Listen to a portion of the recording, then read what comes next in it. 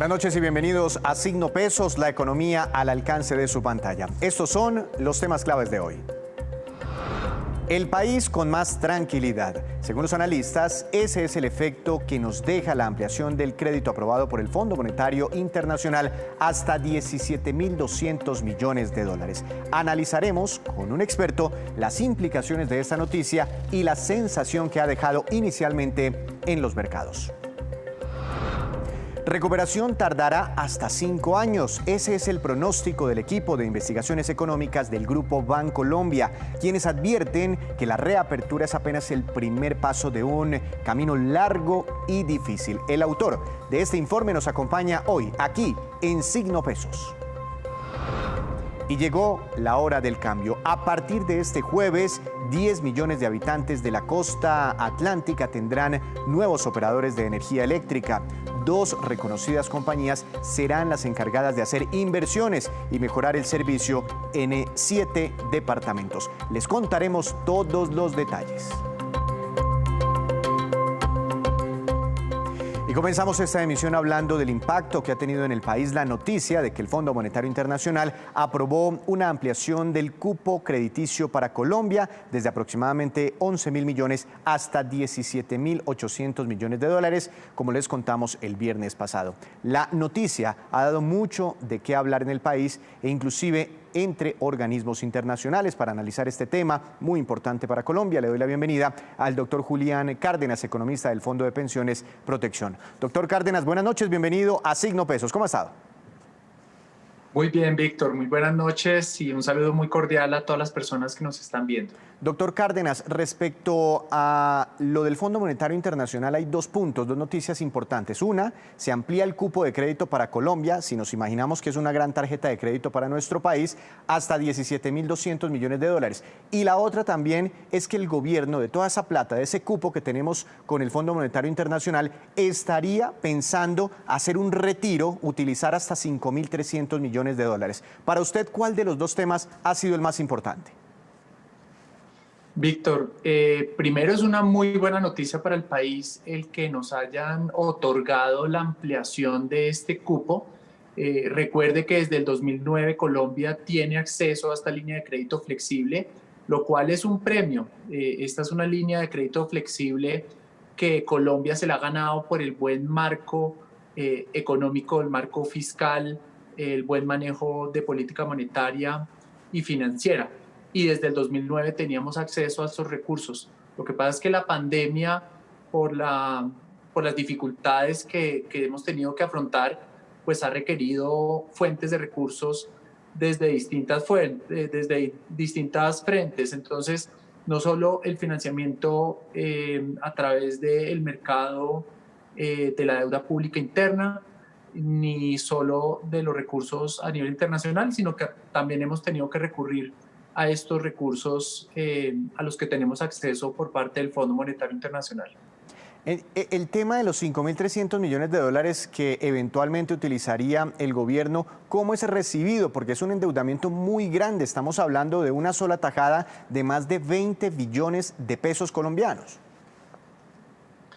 Pues Víctor, afortunadamente tenemos acceso a estos recursos. El país ya había logrado fuentes de financiamiento a través de distintos mecanismos. Por decirlo de una manera coloquial, le tocó romper las alcancías y buscar recursos por en distintos lugares. Entonces, esto lo que, digamos, de alguna forma le sirve al país dentro de su esquema de financiación que ya estaba establecido dentro del marco fiscal de mediano plazo, dentro de las fuentes de financiación internacional. Entonces, nos parece que es muy válido y el poder acceder a estos recursos pues le va a permitir al país no solo atender las necesidades de la pandemia, sino ojalá dar un soporte tanto a las empresas como a los consumidores, como en general pues todos los proyectos tan necesarios que tiene el país. Si el gobierno colombiano pide estos 5.300 millones de dólares, hay que aclarar que todavía no los ha pedido, que simplemente hizo un anuncio, pero lo está contemplando seriamente. Si llega a pedir ese desembolso, ¿aumentaría el nivel de endeudamiento de Colombia frente a lo que ya teníamos estimado, un poquito más del 65% del PIB, y el déficit fiscal también aumentaría? Es decir, ¿las metas fiscales de Colombia se modificarían en algún sentido? No, Víctor. Esto está contemplado dentro de lo que se había establecido dentro del marco fiscal de mediano plazo, donde hay unas fuentes y unos usos de esos recursos. Parte de estas fuentes de los recursos necesarios para el presupuesto estaban incluidos dentro de estos recursos provenientes del exterior. Entonces, no se aumenta el nivel de deuda, inclusive pues nos parece que el gobierno está haciendo un manejo muy hábil y adecuado para las necesidades que tiene el país. Doctor Cárdenas, en redes sociales hay muchas personas preocupadas porque miran casos internacionales cuando el Fondo Monetario ayuda o hace préstamos a distintos países y genera preocupaciones porque generalmente, y por eso esta es mi pregunta, el Fondo Monetario pone condiciones. Listo, le presto, señora Argentina, tanta plata, pero si usted aprieta este tornillo por aquí y hace esta reformita por allá y si no, no le presto ese dinero. Colombia, ¿qué tan empeñada, qué tantas reformas se compromete a hacer para recibir estos recursos? Víctor, ninguna. Este es un cupo de alguna forma que nos habíamos ganado y que no requiere un trámite adicional o unas exigencias por parte del Fondo Monetario Internacional.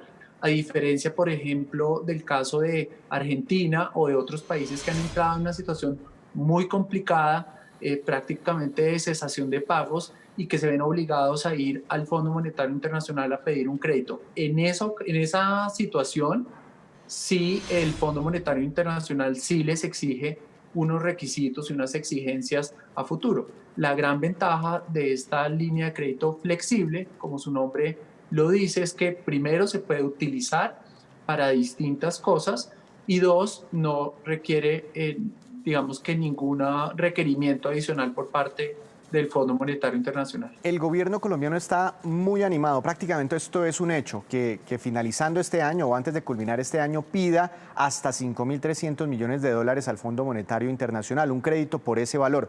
Cuando esa plata llegue a nuestro país, estamos hablando de una avalancha de dólares, ¿no? Ingresando a Colombia, si es que meten esa plata al país, ¿tendría algún efecto sobre el movimiento, sobre la cotización del dólar?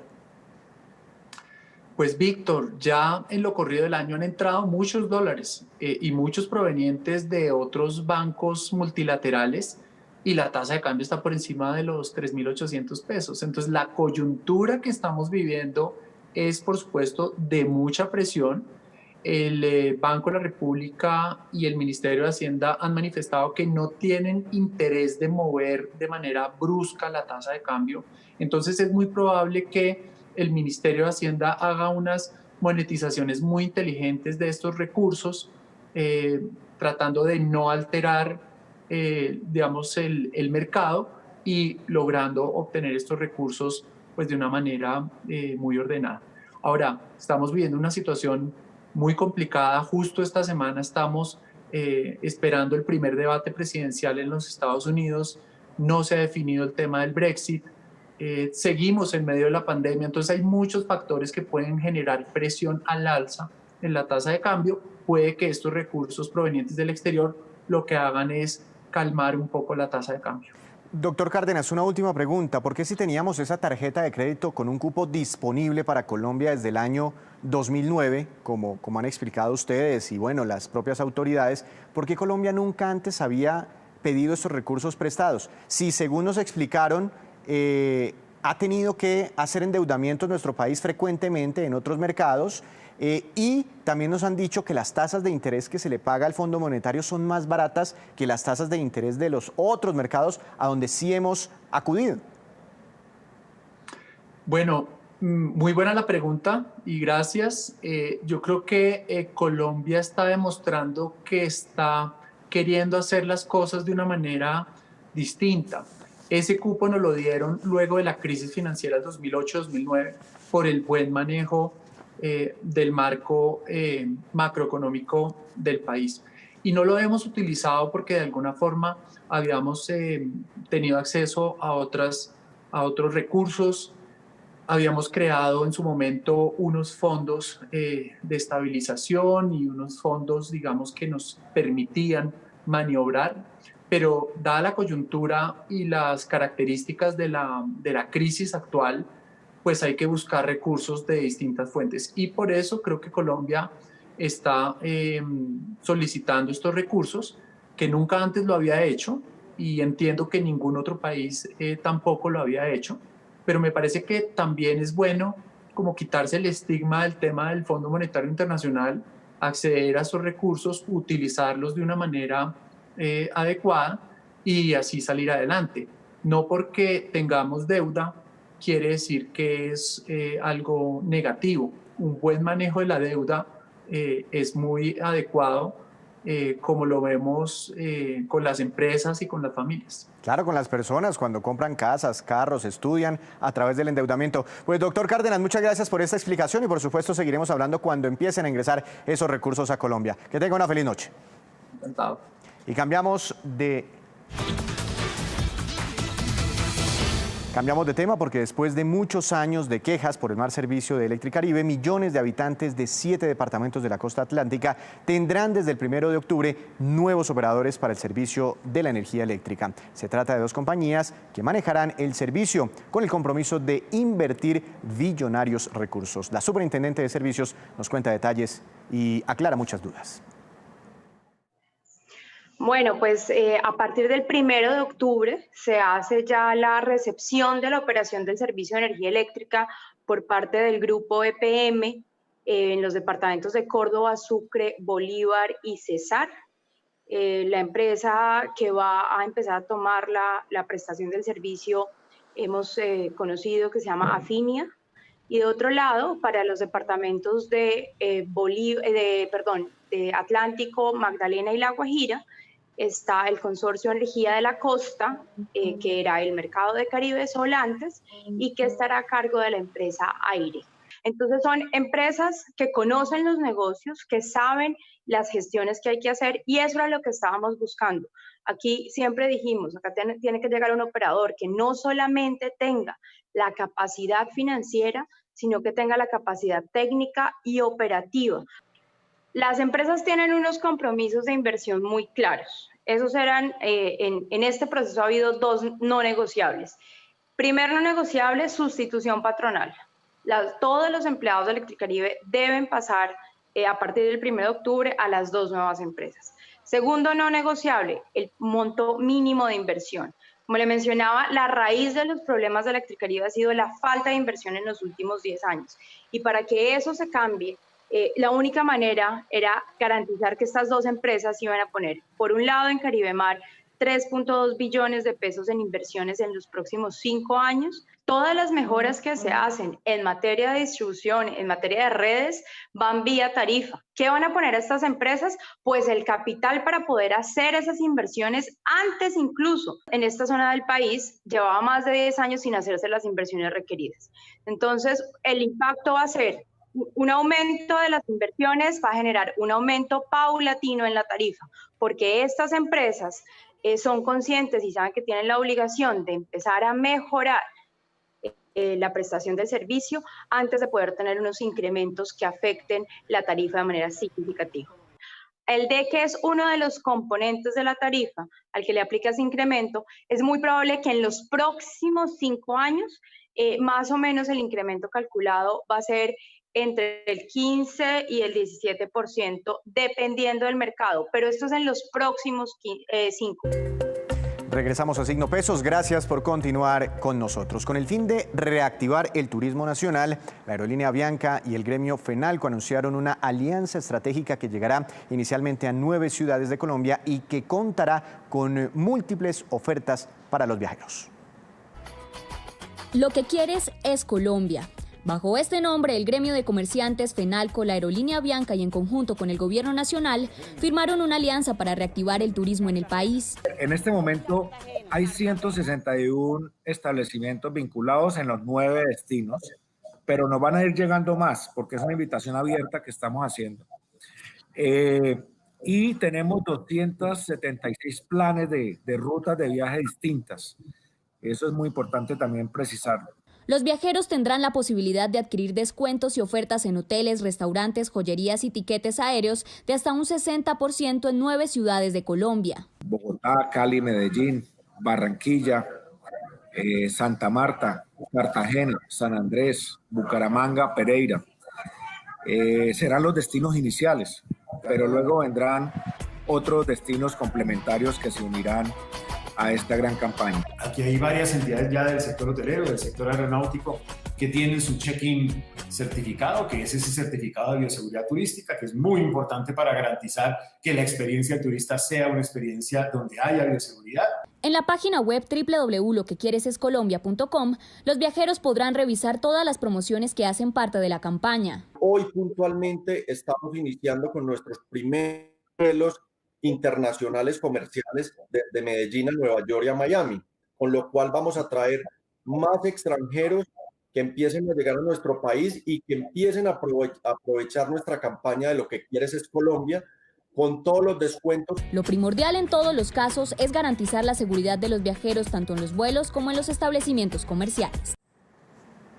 Y aunque muchos esperan que con el fin de las cuarentenas y la reapertura de la economía, la recuperación se vea pronto, no todos los analistas lo están viendo así. Saluda a esta hora al doctor Juan Pablo Espinosa, director de Investigaciones Económicas del Grupo Bancolombia. Doctor Espinosa, bienvenido a Signo Pesos. Buenas noches.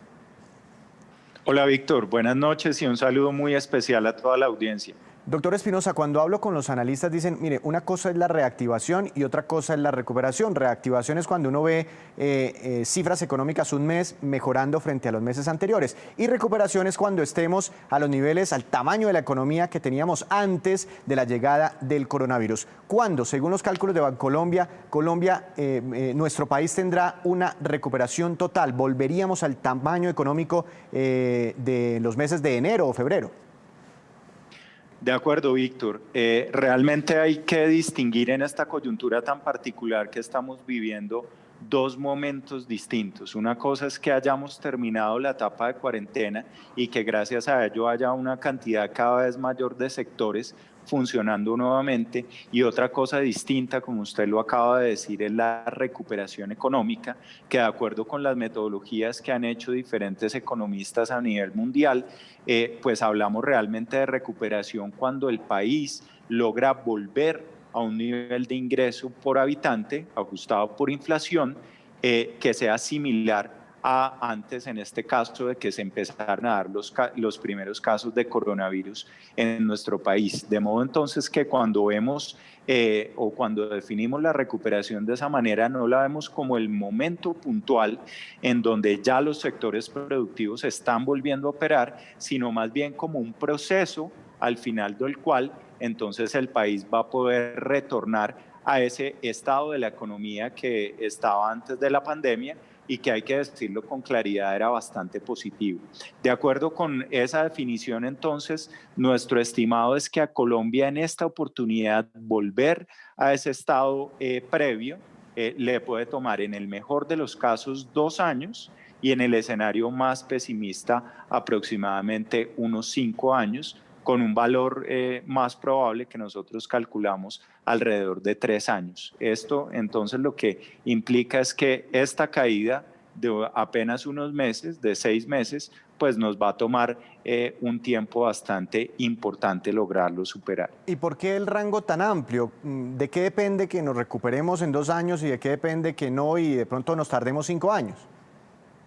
Correcto, Víctor. Eso es muy importante porque pone de relieve que hay una incertidumbre muy grande todavía en el entorno económico. La incertidumbre se desprende primero del hecho de que el virus es el que está poniendo muchos de los planes y los cronogramas, y la manera como se desenvuelva la enfermedad y cuando llegue la solución definitiva vía, por ejemplo, una vacuna al país, pues va de alguna manera a marcar la pauta de exactamente cuándo vamos a volver a poder ver tasas de crecimiento altas, que al final del día ese crecimiento alto en un entorno de inflación controlada es el que puede acelerarnos ese proceso. De modo entonces que si logramos que haya un control de los casos, es decir, que la convivencia que estamos teniendo hoy con el COVID no nos vaya a llevar a un rebrote que eventualmente conduzca a tener que aplicar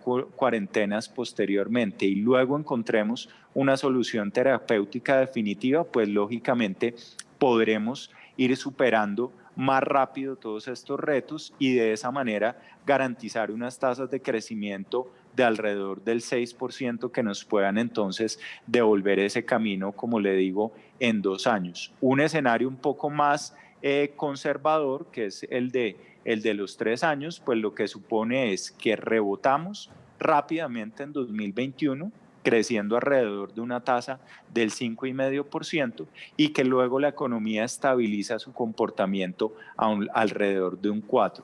Lógicamente, para poder llegar a ese punto, hay que empezar reabriendo la economía, por lo tanto, estamos viendo unos primeros pasos en la dirección correcta, pero después de eso también hace falta atacar 3 que serían tal vez los grandes temas que vienen alrededor del COVID. Primero, el temor y la cautela que está marcando muchas decisiones de empresarios y de consumidores hoy por hoy ante esa incertidumbre que, como ya lo dije, se desprende de qué ocurra con la enfermedad misma.